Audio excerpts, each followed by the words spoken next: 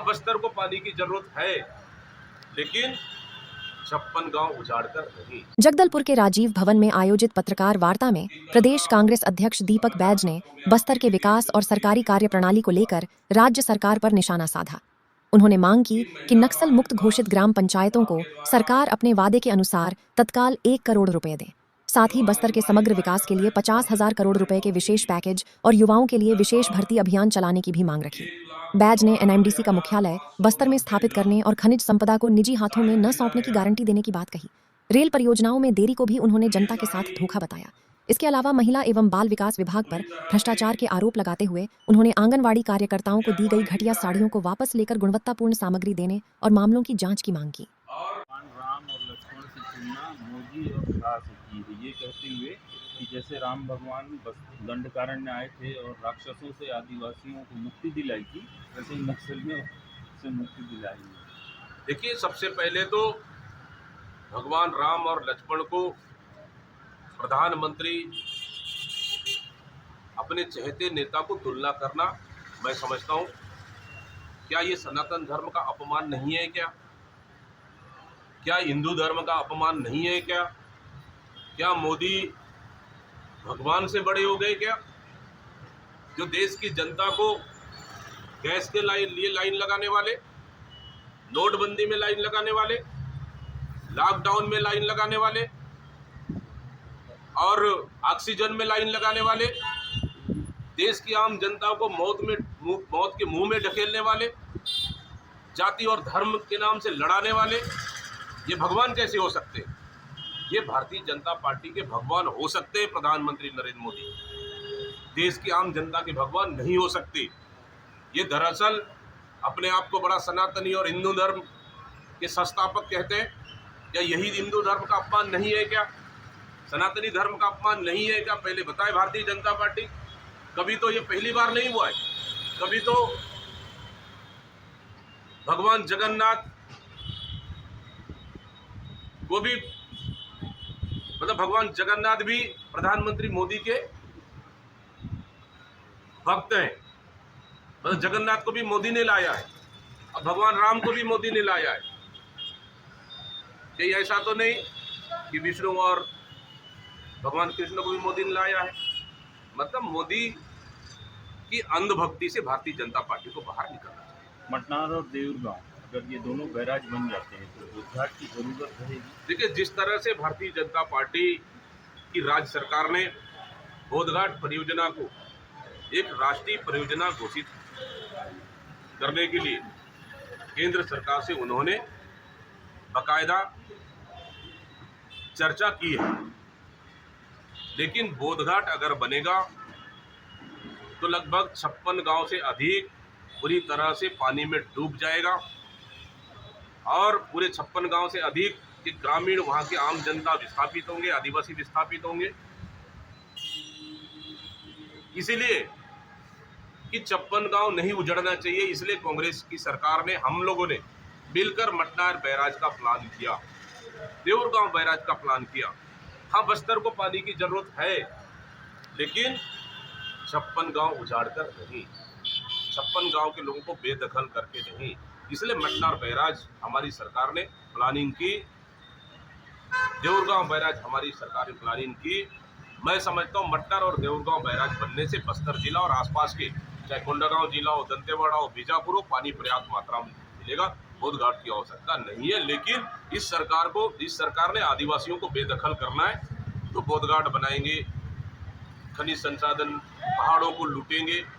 ये कुल मिलाकर बस्तर के आदिवासी को बेदखल करने का एक बड़ा रास्ता इस सरकार ने अपनाया। डुबान का ही एक और मामला है भैया, भोपालपट्टनम जिले के अंतिम छोर पे सरलक्ता समक का जो डैम बना है, उससे बहुत बड़ी आबादी, करीब 1000 लोग एनएच के ऊपर बसाए। देखिए, ईवीएम पे तो सवाल था, है और रहेगा। आप चुनाव आयोग का ट्वीट देखे होंगे, चुनाव आयोग बाकायदा लिखते हैं अपने ट्वीट में कि टीएमसी के नाम, किसी दल के नाम से भय, मुंह, हिंसा रही, टीएमसी रही। ये क्या है?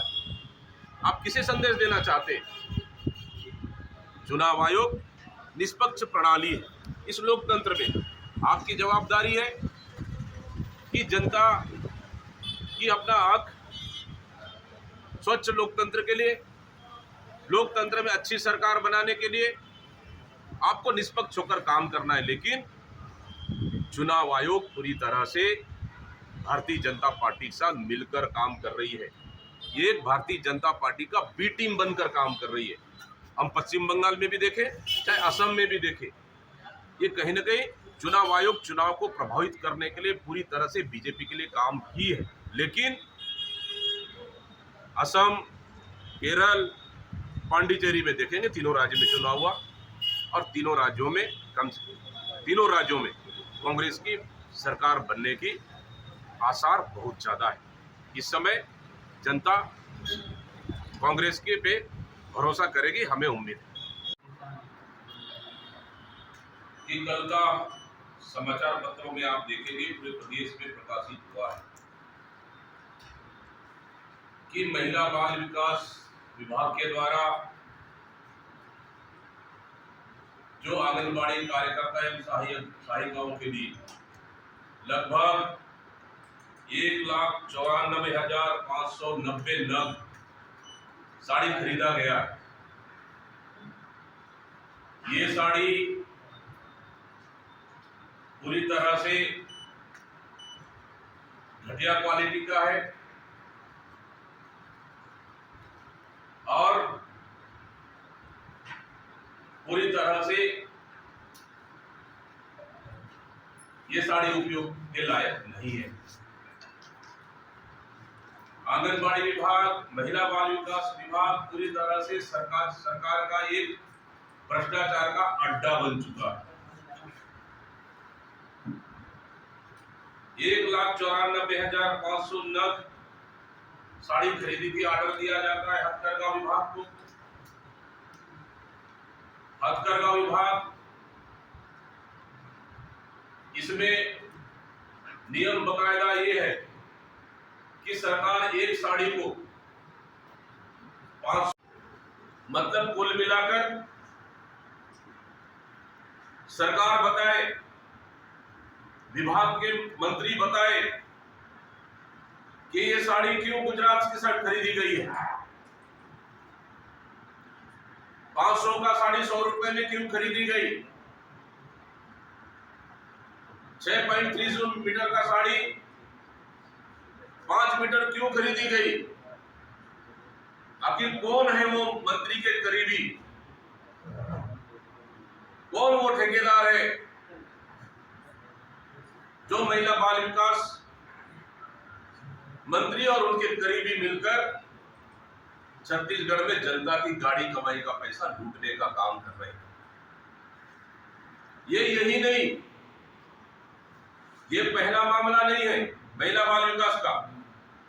आपको बता दें, इससे पहले सैनिटरी पैड का खरीदी हुई। सैनिटरी पैड का खरीदी के टेंडर किसको दिया जाता है, एक फर्नीचर बनाने वाली कंपनी। सैनिटरी पैड का सप्लाई टेंडर फर्नीचर बनाने वाली कंपनी को दिया जाता है। इससे पहले ग्रीन बोर्ड की खरीदी हुई, 1200-1500 का ग्रीन बोर्ड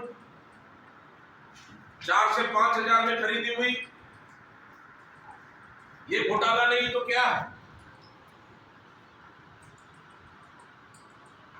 और अभी आरओ की खरीदी की जा रही है आंगनबाड़ी केंद्रों के लिए,